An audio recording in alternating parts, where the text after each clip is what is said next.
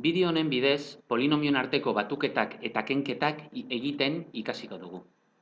Horretarako, 3 polinomio proposatuko dizkizuet, eta beraien arteko eragiketa batzuk ebatziko ditugu. Goazen polinomioak idaztera.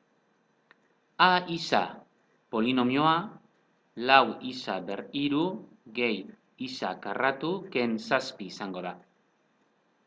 Zergatik deitzen diot A isa polinomioa?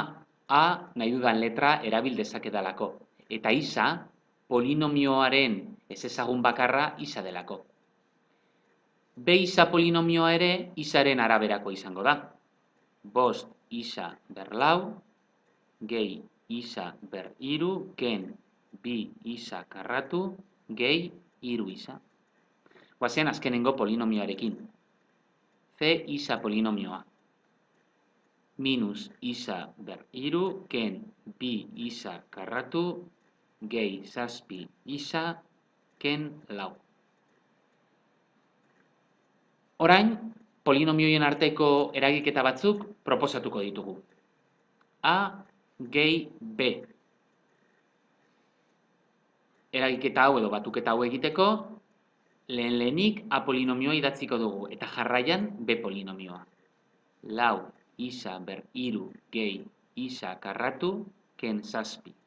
Batuketa denez, B polinomioa dagoen bezala, zeinuak aldatu gabe, idatziko dugu jarraian. Isa ber iru, ken 2 isa karratu, gehi 3 isa. Orain, polinomio hau laburtu egingo dugu. Horretarako, antzekoak diren gaiak edo monomioak gehituko ditugu. Monomio mailarik altuena duen monomiotik hasiko gara. Kasu honetan, isa ber lau. Bakarra denez, dagoen bezala idazten dugu. 5 isa ber lau. Ondoren, isa ber iru. Hemen daukagu lau isa ber iru, eta hemen isa ber iru. Guztira, 5 isa ber iru. Goazen, isa ber bi. Monomioekin, hemen isa ber bi, eta hemen minus 2 isa ber bi.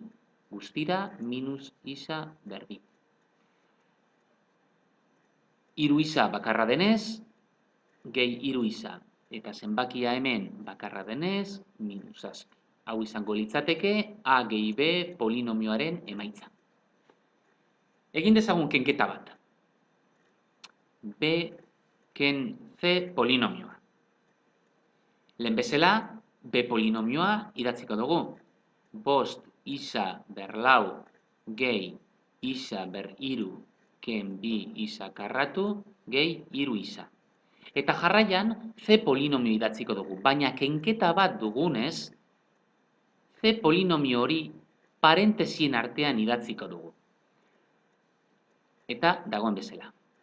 Minus isa ber iru, ken 2 isa karratu, gehi 7 isa ken lau. Eta parentesia izten dugu. Orain, parentesi hori kendu ahal izateko, zeinu negatibo hori kontutan izan behar dugu. Bai? Kenketaren zeinu negatibo hori. Beraz, 5 isa ber lau, gehi isa ber iru, ken 2 isa ber bi, gehi 3 isa.